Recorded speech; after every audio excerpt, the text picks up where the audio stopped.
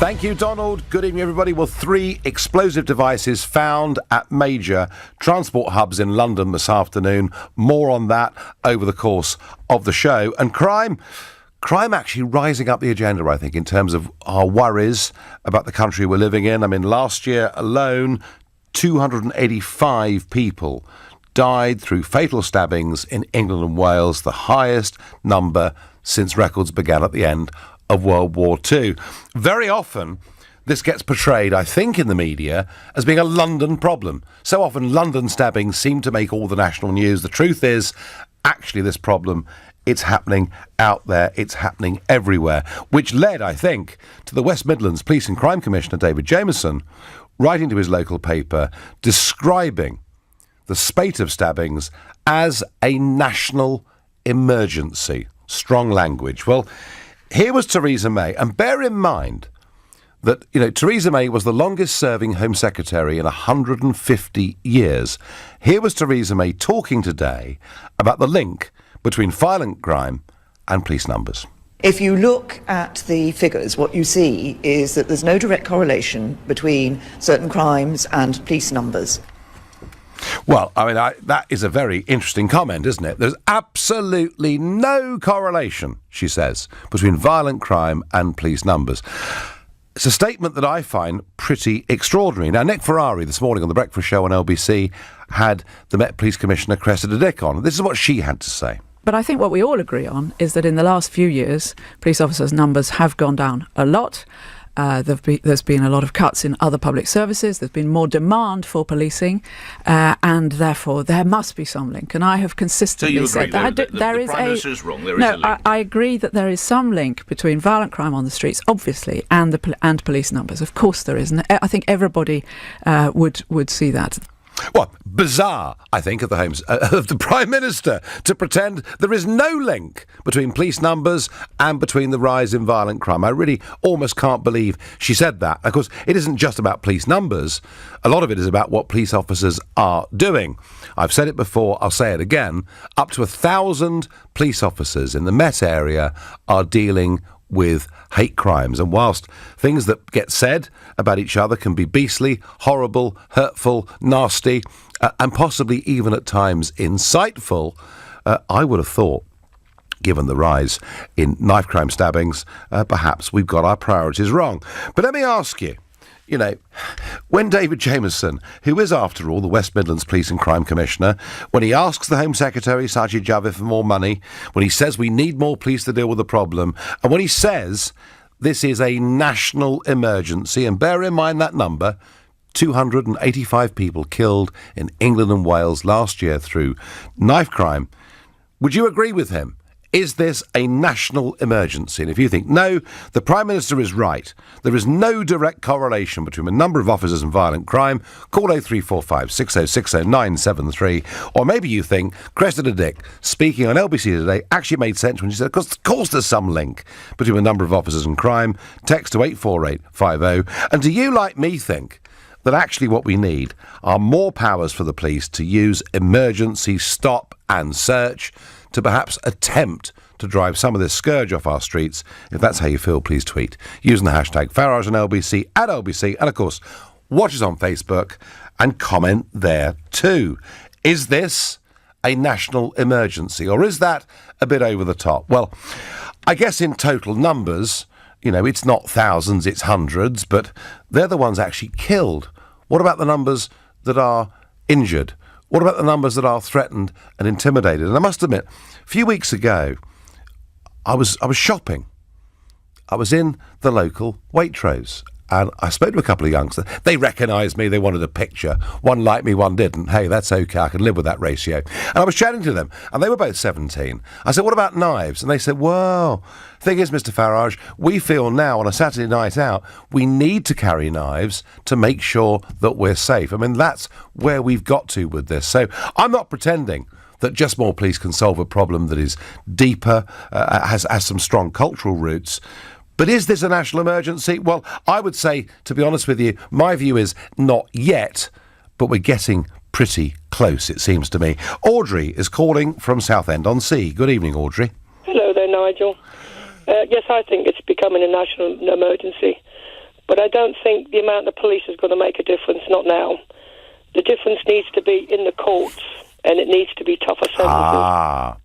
To get a slap on the wrist for doing horrendous crimes these days. So, Audrey, the last figures I heard on this are those that are caught carrying a knife, a dangerous weapon. Only a third of them get any form of custodial sentence whatsoever, and in most cases, they're very short. So, we need tough penalties, Audrey, yeah?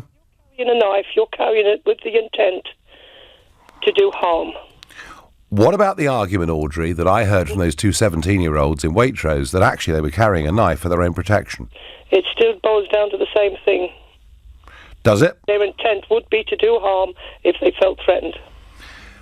Well, but I suppose I could say, being devil's advocate, that you've got a right to defend yourself. Yes. Audrey, listen, I'm not disagreeing with you. I think carrying a knife, for whatever reason, should be punished more than it is. Do you think if those deterrents were put in place, things might improve? Well, I mean, kids haven't really changed that much over the decades, and the difference was when I was growing up, we had something to fear. Even if it was just the belt round the ear roll, Oh, Audrey, you say things like that now. I mean, snowflakes listening would need counselling having heard a comment like that. Audrey, I do get what you mean. Deterrence matters. That's Audrey's point. Deterrence matters, and she's right in so many ways that 2/3 of people caught carrying dangerous knives get no custodial sentence and just simply a slap on the wrist. And she thinks we're approaching a national emergency. As I say, I don't think we're there yet. Maybe some of you do. Sad for the victims of gun and knife crime that it's suddenly getting attention. Well, the thing is, T, over the weekend, the two 17-year-olds that were killed both got huge publicity. And one of the arguments made is they got that publicity because they were outside the norm. Let's be clear, most of this crime is black-on-black crime. Most of this crime comes from impoverished areas. And Bernard Hogan-Howe, the former Met Commissioner, he says there is no racial element to this. It is purely about socio-economics. He's probably right about that. But what is true is that most of this crime involves drug gangs. Now, that brings in perhaps, a different element, because Cressida Dick today with Nick Ferrari, said that actually it's middle-class drug users, middle-class cocaine users using that stuff after smart dinner parties that in fact lead to demand for a drug that leads to the gangs. The reason the two 17-year-olds, the one in Manchester, the one in East London, the reason they got so much publicity is they were clearly not members of gangs in any way at all. But hey, they were still victims. Is this a national emergency? Adam is calling from Westminster. Good evening, Adam. Good evening, sir. Pleasure to speak with you as always. So, Adam, is it a national emergency, or is that really overstating the scale of the problem? It's not a national emergency, Nigel. I'll tell you what it is. It's a national disgrace. We're a country of approaching 70 or 75 million people, yet we cower in the face of a few low-life scumbag feral teenagers or early 20s or even younger who want to run around carrying knives and think it's cool to stab people. Well, guess what? It isn't cool. And this government, and in particular, I can't remember a worse statement ever said by a former Prime Minister. I think it was Tony Blair or Tony Buffoon. Tough on crime and tough on the causes of crime. Well, that was government. It's soft on crime and soft on the causes. So, Adam, tell me, when the former Home Secretary, the longest-serving Home Secretary in 150 years, and the woman that is now our Prime Minister, tells us that there is no link whatsoever between police numbers and a rise in violent crime, what would you say, Adam? I would say, Miss May, you are living in a parallel universe. I don't know which planet you're on, but the reality is the police have become, and this is only my view, but a lot of people will have the same view, the police have become impotent and powerless to deal with this kind of problem. It's not about the police numbers, although I do agree more police is always a good thing if they are targeted and resolved. Isn't that the point? Yeah. But what I would do, Nigel, and this is again, if I was in office and I was running this country, by heck, I would lock these lowlifes up and throw away the key, because that's the only way you'll get to the root of this problem. Like you've just rightly alluded. You're lucky if 1 in 3 people carrying a knife actually get any kind of... Oh, yes. It's a joke. But with respect, Adam, locking people up who are perpetrators doesn't get to the root of the problem. In many ways, there you're dealing with a symptom and not the cause, aren't you?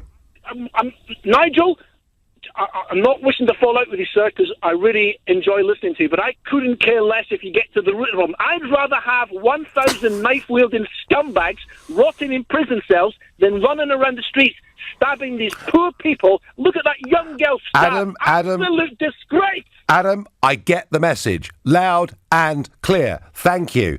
I get from Sarah in Hertfordshire, somebody should ask the Prime Minister if she would have run through that field of wheat if the police were nearby. Of course not. Fewer police mean more crime. And some will remember she was asked what was the biggest sin she'd committed in her life, and she said running through a farmer's field of wheat. And she made it to Prime Minister. Well, I suppose in some ways, at least there's hope for us all. You're listening to The Nigel Farage Show here on LBC. It's 6:15 and time for the news headlines with Lisa Aziz. Disturbingly, 3 explosive packages, or IEDs I think they're being called, have arrived at destinations in London today, all at travel hubs. And I'm going to Waterloo Station to speak to Matthew Thompson's LBC's reporter on the scene. Matthew, good evening. Matthew, good evening. Hello, Nigel. Can you hear me? I can. So tell me. Apologies, a little bit of signal problem. That's all right, boy. So 3 packages. Was it one to Heathrow? Yes, 3 packages, suspect packages, all seemingly identical and all being linked by police cautiously at this stage. One delivered to a building within the grounds of Heathrow, another delivered to the post room here at Waterloo Station, and then a third one delivered to a building near City Airport. Now, in the last few moments, a little bit of breaking news, Nigel, that the Irish police have said that they are now involved in this investigation, because it appears that each of the 3 packages had Irish stamps on them. Now, obviously, we can't speculate exactly what that means, but it does mean that this has now become an international investigation, and we potentially have a destination from where these packages were sent.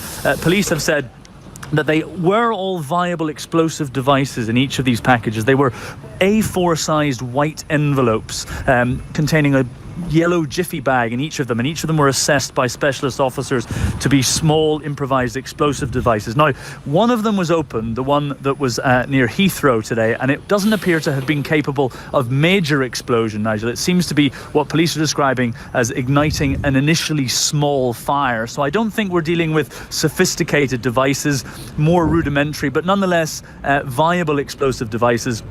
Only one of them was opened, that one at Heathrow. The one at Waterloo was discovered in the post room. It wasn't opened. No one was evacuated. It didn't lead to a great deal of disruption to trains or anything like that, but police obviously not taking any chances. They cordoned off a large area around Waterloo Station. The third package discovered just after midday. That was in a building near City Airport, as I say. It did cause a little bit of disruption. It wasn't opened. Again, it wasn't opened. No one was hurt. Police did arrive. They made the device safe, but it did cause a couple of hours disruption to DLR services, and police saying simply at this stage that all transport hubs across London should remain vigilant and report any suspicious packages to police. No arrests yet made, of course, inquiries ongoing, but that extra development now in the last few minutes, the Irish police are involved in this as well. Yes. Matthew, thank you. That was Matthew Thompson's LBC's reporter at Waterloo Station. 3 explosive devices at 3 transport hubs in London today. Not considered to be hugely serious, but still, I would suggest a little bit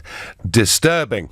Now, this argument, Theresa May's argument that the reduction in police has had no impact on the rise in violent crime, clearly utter rubbish in my view. You go on to Cressida Dick, the boss of the Met, who says, of course, there is a link.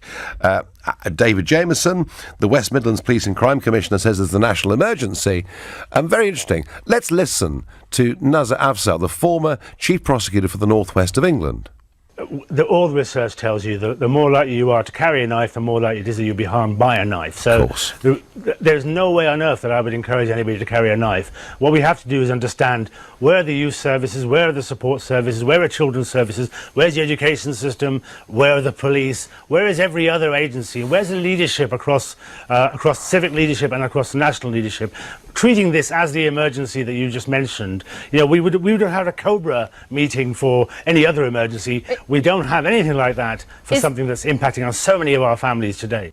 So interesting, isn't it? You know, there you have the former Chief Prosecutor from the northwest of England, and he's agreeing very much with the West Midlands Police and Crime Commissioner. He's saying this is an emergency, and he actually went on to rubbish Theresa May, really in the most strongest terms possible, by saying if her argument was right, why bother to have any police at all? And I think there is a point to that. Theresa May, long-serving Home Secretary, I think bears some responsibility for all of this. I really, genuinely do. I'm going to Exeter to speak to Rudy. Good evening, Rudy. Hi, Nigel. Nice to speak to you again. Good to speak to you again. And so do we have a national emergency, Rudy, or is that over the top? No, it's not over the top. Do you know, it's got to the extent, Nigel, now, because I go to London quite a lot. Mm-hmm. I actually bought a body camera the same as what the police use for my own protection, because it's got that bad. I don't feel safe travelling anymore. But also on the same token... And where are you worried, Rudy? Are you worried on the train from Exeter? Are you worried on the London Underground? What is the part of this that worries you? Well, the thing is this, when you start seeing trouble happening in Soho and Mayfair, and Oxford Street, which are major touristy places, you know, you get to the extent, well, if it's happening there, nowhere is safe. And at least if I've got that, then I've got some chance, if something happens to me, of them catching the perpetrators that did it, you know. So are these perpetrators, Rudy, are they boozed up, are they drugged up, or are they part of gangs? I mean, how do you see the source of this? Well, listen, I used to have a security company many years ago. It's like people say, you know, what does a thief look like? No one knows what they look like. No one knows what somebody who stabs looks like. That's why it makes it more scary, because they can just be ordinary people in a crowd that blend in. You don't know who they are, you know. It's that bad, you know. And what I find also from the other aspect that annoys me is that we are so short of police, but like, for instance, you must have saw on Twitter about a week ago, you had two officers arresting a preacher in the street that was doing absolutely nothing wrong. You know, and they're wasting police time on stuff like that when we've got so much more important stuff to deal with, you know. Yeah, I think, you know, the prioritisation of police is clearly very important. So, Rudy, in your view, is it a national emergency? 100%. Because OK, thank you, Rudy. I'm going to move on.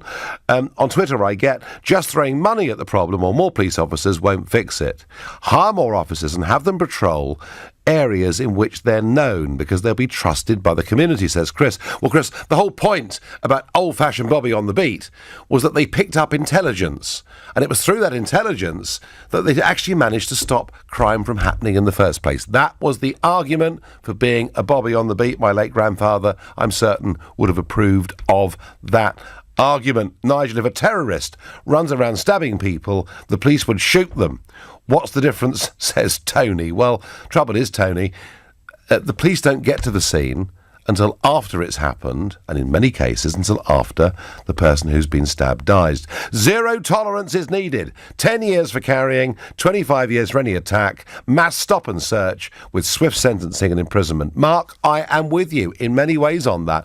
I do think there has to be deterrence, and what's the reason we've stopped stop and search? What's the reason we've scaled it back? Well, because, and this is particularly true of London, and I think the West Midlands too, that so many of these areas where this is happening are areas with big black populations, and the police don't want to be seen stopping disproportionately black people for fear of being racist and for fear of worsening community relations. But there's an irony here. Far from stop and search in those areas victimising black people, recognise, you know, and I could read out the list of names of those killed last year in London, for example. The vast majority came from the ethnic communities. Stop and search would not victimise the ethnic communities. It would save lives in the ethnic communities. And I really believe that. And if you disagree with that strongly, if you think I'm wrong about that, if you think stop and search actually would lead, and there was an argument back in 1981 that it was that, or the sus laws as they were known, that led to the Brixton riots, if you think I'm way off beam, then call 0345 6060 973. I don't think it's helpful for the police to look at this in terms of whether people are black or white. This is about people being innocent people being stabbed and killed, and we've got to get a grip of this. We've got to start doing something about it. Chris on text says to me, extra police are fine, but it'll be months before they can be trained. What about putting the army out on the streets? But where, Chris? Where are you going to put them? Because actually this problem is happening in every one of our major cities, and in fact, the evidence I've seen, it's spreading out to our market towns too. You can't put the army everywhere. We're not given the size of it now. You're listening to the Nigel Farage Show here on LBC. It's 6:30 and time for the news with Issa Aziz. The rise of violent crime, and in particular knife crime, is becoming a bigger and bigger issue in this country. 285 people killed in England and Wales last year through knives alone, and we're headed back towards that number this year. People shocked over the weekend when two young 17-year-olds were stabbed to death. Both of them appeared to have nothing to do with gang culture whatsoever. In other news, well, the Attorney General, Geoffrey Cox, and the Brexit Secretary, Stephen Barclay, are in Brussels today. Eddie Mair bet me a fiver I couldn't go through the hour without mentioning Brexit. Well, there we are. I have done it. We don't know how, where they've got to today with their negotiations with Mr Barnier, but of course, they're trying to get big concessions on the backstop so that next week Theresa May can get her deal through Parliament. They're not going to get, there's no question about it, they're not going to get, the backstop binned. They're not going to get any really big legal change, but they're really, it seems, arguing about how a disputes panel would operate. But not much news has leaked out of Brussels. In other news, Chucker and his chums, otherwise known as the Independent Group, well, a gang of them today, former Labour MPs Chucker Amuna, Gavin Shuker and Coffey Chris Leslie, were joined with former Tory MP Heidi Allen, and guess where they were? They were at the headquarters of the Electoral Commission. They've decided they want to become a fully fledged political party so they can put themselves on the ballot paper for the next election. Now, the next general election is not due till 2022, but of course, if Brexit was to get delayed and Article 50 get extended, there may well be elections to the European Parliament on May the 23rd. And Chuck Aruna said, we're going to be launching a change politics project. So that's really fresh and exciting. What it means is that when people vote in a referendum to do something, they set up a new party to make sure that it can't actually happen. Well, good luck with that, Chucker, because in my view, you are going to need it. Back to this question. Is the West Midlands Police and Crime Commissioner, David Jameson, is he right when he says we have a national emergency, or is that just a bit over the top? Michael is a new caller from Gerrards Cross. Good evening, Michael. Evening, Nigel. Nigel, I've been a frontline paramedic for 20 years. Oh, wow. And I used to run Spifffield Ambulance Station, which is the only one in the city, for 7 of that. And you're bang on the money. When you turn around and say, that knife crime in London predominantly is a problem within the black community. Last year we had 134 young black men killed, murdered on the streets of London. Yep. And the guys charged with those offences were 100 young black men. So in my head, I don't think we have a problem with knife crime in London. What we have a problem with is young black men killing young black men. And I ask myself a question constantly: why do young black men feel empowered to take direct action when young white kids, young Asian kids don't? I tell you what, Michael. Let's have a quick listen. You've raised a very, and it's a point I've been raising, and I often get shouted at for daring to say it, but we need to talk frankly and openly about it. But Cressida Dick talked about this with Nick Ferrari this morning. Have a listen, Michael. There is a much higher involvement in gang activity, and it's not just the police that would say this, children's services would say it, sadly, from boys of African and Caribbean origin than others. And why? There is a real issue about people growing up in an area where they are exposed to influences of their older brothers, their uncles, their whoever, and not, of course, exclusively African Caribbean, but in that area, an awful lot of people who are involved in crime or have been involved in crime and are encouraging others to get involved in crime. Well, Michael, all I can say to that, and I don't know whether you agree with me, but at last we've got, a Met Police Commissioner breaking out of political correctness and telling us the truth. Nigel, we don't have a problem with a 60-year-old man having a penknife in his pocket. We don't have a problem with a 45-year-old nurse on her way to work who's got a Swiss Army knife in her handbag. Mm-hmm. The problem is within the black community. If we disregarded all of the murders in London last year that did not involve people of colour, we would be in single figures. Michael, you've been on the front lines of this. You're a paramedic, and I have to say I admire what you do. I couldn't even possibly dream of doing it. But you've been out there for 20 years watching social change across London and just on the edge of London. What is the one reason this is happening within that community that you could put your finger on? Society over my time has become more and more violent across the board, really. So if we go back 20 years, and I said every A&E accident and emergency department would have to have a 24-hour security detail, you would have thought I was mad. But that is commonplace now. We're talking about having security officers in schools. So society is becoming more violent. So is this a breakdown of respect? What is it, Michael? What's going on? My two pence really is kind of, 22nd of June 1948, Windrush arrived. 10 years later, those people who came to rebuild a nation after the Second World War, that put their shoulder to the wheel and did all the jobs that nobody else wanted to do. 1958, they're married and they're starting to have their children. By the 70s, their children are in secondary school. But in the 60s, the 50s, 60s, 70s, it was a very racist country for those people. Yeah. So we've had a generation now that have been told, if you want something, don't ask anyone for it. Go out there and take it. If you want something, you have to fight for it. Now, they didn't say go out there and murder each other, but the message that those people gave their children is not the one that has been received. The message that's been received is if you want something, fight for it. If you want something, take it. I don't know, Michael. I just don't know whether that's right or not. What I do know is there are some particular problems within the black community about lack of male role models, and that many people living in black areas are amongst the poorest. Michael, listen, great call, interesting ideas.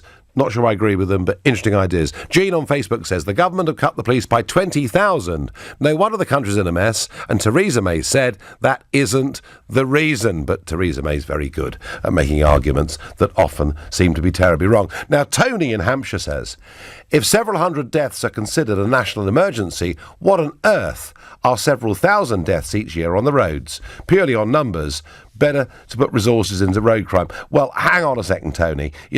Go back a few decades, 7,000 people a year were dying on the roads. Now it's fewer than 2,000. And you can never, ever completely eliminate risk when you've got moving vehicles. And I'm sure we'll see this even if we go for driverless cars. Build more prisons. Caught with a knife, minimum 5-year sentence. Murder someone, clear-cut case, minimum sentence 25 years. Sorted. Get tough, TC. Well, yeah. And Jamie in Haybridge goes further. He says, well, what we need is a police force, not a police service. Agreed. Maybe a national force that deploys to troubled areas with their own judges and prisons. Gosh, that's sounding all a bit centralised and worrying. And then Jamie in Haybridge says, then give them instant justice. Now, look, whenever I hear about instant justice or summary justice, it seems to me that as soon as you move down that route, Jamie, you move away from the very principle of what justice is supposed to be. I'm all for tough sentences, but not summary justice. Stuart is a first-time caller from Kiel in Germany. Good evening, Stuart. Good evening, Nigel. So, are we? I mean, I'm sure it's not as bad in Germany. I'm absolutely sure it's not. But are we in this country headed towards a national emergency? I find I grew up just outside Glasgow, and I remember as a child, I'm now 67, I remember as a child we had respect from the police. And unfortunately, when I come over to Great Britain and I'm over regular, that respect is now missing. I think the police should have more backup. I just wonder if Theresa May didn't have a police escort and security people, how she would feel if it wasn't a problem having less police and cutting them back by 20,000. Well, yeah, I mean, she is the Prime Minister, Stuart, so she's always going to have security. I mean, you live in a relatively industrial part of Germany, a fairly built-up part of Germany. Do you see similar social problems there or not? No, it's what you have in Britain. I would say Germany is roughly about 20, 25 years behind Britain. Of course, it's going in that direction, but it is certainly behind Great Britain. And you're 67. You grew up in Glasgow in the 50s and 60s. I mean, that was pretty rough, though, wasn't it? It was rough, yeah. But you fought with your fists and not with a knife. Okay. Well, there is a. I'm not sure I'm going to approve of either approach on air, but I do get the point you make. So, Stuart, why, in your view, and you, did you respect the police in Glasgow growing up, or did you fear the police? No, I didn't fear them. I respected them. If you got up to no good, you did tend to get quite a substantial kick up the bum. Yes. And you certainly didn't go home and tell your parents because you would have received another one. But, Stuart, that today would be considered child abuse. Yeah, but I feel that's wrong. I feel that is wrong. Okay. Because the parents should have a certain responsibility as well, and it seems to be the parents are not taking that responsibility. So, would you? So, Stuart, let me just ask you: would you approve of the police being able to kick people up the bum or clip them round the ear? Of course. Okay. I never thought it didn't do me any harm. All right. Okay, Stuart. Thank you. Interested to get any feedback on what Stuart said. 0345 6060 973. You're listening to the Nigel Farage Show here on LBC. It's 6:46 and time for the news headlines with Lisa Raziz. A rise in violent crime, knife crime. We haven't even started to talk tonight about gun crime, but that's on the increase in many British cities too. Some, like the West Midlands Police and Crime Commissioner David Jimmerson, says it's a national emergency. Theresa May says there's no connection between cutting 20,000 police and a rise in violent crime. Very interesting tweet out from Robert Peston from ITV in the last quarter of an hour or so, which says, when the Home Secretary Sajid Javid told Cabinet he wants to change stop and search guidance to give the police more freedom to look for knives, there was a slight testiness from the Prime Minister, according to a minister, and Peston would not make that stuff up. Theresa May was the Home Secretary. Maybe she bears a fair responsibility. Michael in Durham says, why are so many people upset about stop and search? Let's be honest, hundreds of thousands of people get stopped and searched every single day at British airports. Difference is, they're not carrying a knife or drugs or gun. For goodness sake, change the law, do it quickly. Anyone that kills with a knife gets 60 years and not a single day off. And Pauline from North London raises, I think, a very important point. Where are the parents? If we do not acknowledge the role that neglectful and absent parents play in their children's bad behaviour, we can't begin to solve the problem. But Pauline, the point I was making, that we do have some communities in which the number of male role models is worryingly, alarmingly low. Connell is a new caller from Belfast, and I'm told you're 15 years old, Connell. Is that right? Yes, Nigel, it is, and I'm a huge fan of yours. Well, that's very sweet of you. Now, tell me, Belfast, of course, has had horrendous violence over the last 40 years, but some argued that apart from terrorism, there wasn't much crime on the streets of Belfast, but that now there isn't terrorism, there is violent crime on the streets of Belfast, but of a different kind. Yeah, well, Nigel, I don't think it's as serious now, because in Belfast the police are armed, whereas in London and other cities they aren't. That's a very good point. Do they have tasers, Connell? Yes, they carry guns as well. Yeah, so I'm all in favour. I'm all in favour of every police officer in Britain having a taser, at least a taser. Yeah. But yes, I'm the exact same, Nigel. Sorry. But do you see a growth in knife crime over there or not? Not that I'm aware of, Nigel. I don't really think it's as serious. I think it would just be like gangs, like vandalising stuff and also attacking people, like throwing things. It doesn't really seem to be knives. Okay, so So do you so Belfast? I mean, maybe you feel slightly insulated then from what's happening in the rest of the United Kingdom. But what would you say? I mean, you've just made an argument that says armed police on the streets in Belfast. There isn't much violent crime. So does Mrs May, our esteemed Prime Minister Connell, who's negotiated this wonderful Brexit deal too, was she negligent as Home Secretary? Absolutely. The way she removed stop and search, as far as I'm aware of. Now, if we had stop and search, that would mean that the probability of people being caught with knives would be higher, which would mean that the people would be less likely to carry them in the first place. Now, what I would do, Nigel, is I would put the punishments up for anyone carrying a knife. Mm-hmm. I would double it. Mm-hmm. So this would mean if you're more likely to be caught and your punishment's more severe, then you wouldn't do it in the first place. And what if, Connell, and let me just ask you this finally, what if, under stop and search, a disproportionate number of black people were stopped and searched? Would that worry you? Yes, it would, because it would maybe make people more against the system, but I think it would be necessary. Now, I'd rather more people caught with knives and more people living than someone being offended. Yeah. Now, it would be what the leaders need to do is they need to stand up for the people. While people being murdered, I'd much rather someone be alive and offended than someone being dead and unoffended, Nigel. No, you put that beautifully. And in London and the West Midlands, the vast majority of knife crime victims are black themselves. So, in fact, stop and search would save black lives. Connell, great call, great passion, very interesting. Alex is a new caller from Bristol. Good evening, Alex. Hi, good evening. So, do we have a national emergency, Alex?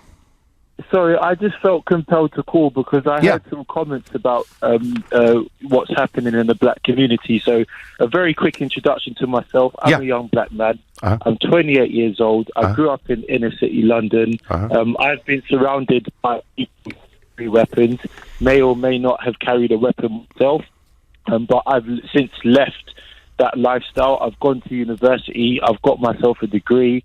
I've had 4 jobs since 2014, and I'm now a section manager in a sort of one of the largest automotive companies in the world. Good. So I feel like I've progressed out of it. But what upsets me, having seen life from both worlds in terms of sort of lower class black community and maybe middle class, where the predominant people that I see are white British, what upsets me is that people tend to put a trend against race and ignore social class. I feel like social class is a much bigger contributing factor towards knife crime Alex, than the colour of someone's skin. Alex, Bernard Hogan-Howe, the former Met Commissioner, when he was asked this question, he said, actually, it's social class and socio-economic class that is the main factor. But Alex, do you take my point that the vast majority of knife crime victims in Birmingham and London are black, and that if the police use stop and search in those areas, more black lives would be saved? I don't deny the fact that there are significant, maybe a disproportionate number of black people represented as either victims of knife crime or offenders. But however, if you look at the statistics, I mean, Afro-Caribbeans are still a minority in England. So if you were to look at the greater prison population, Afro-Caribbeans are a minority in prison. Therefore, the majority of crime are not being committed by Afro-Caribbeans in this country. No, we're not, Alex. We're not saying that. We're saying that the drugs and the gang problems happen in the poorest parts of London and Birmingham. They happen to be the areas with the biggest black population. Correct. Right.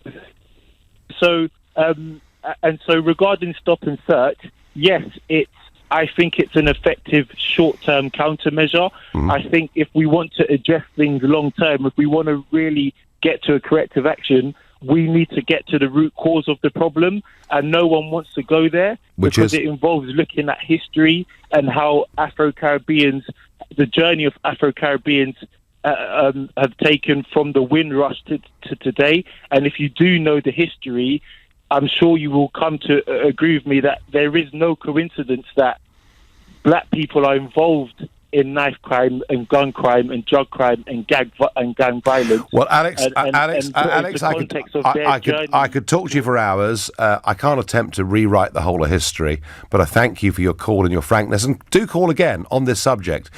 This was the Nigel Farage Show. I'm back tomorrow at 6. At 10 tonight it's Tom Swarbrick, but now it's Ian Dale.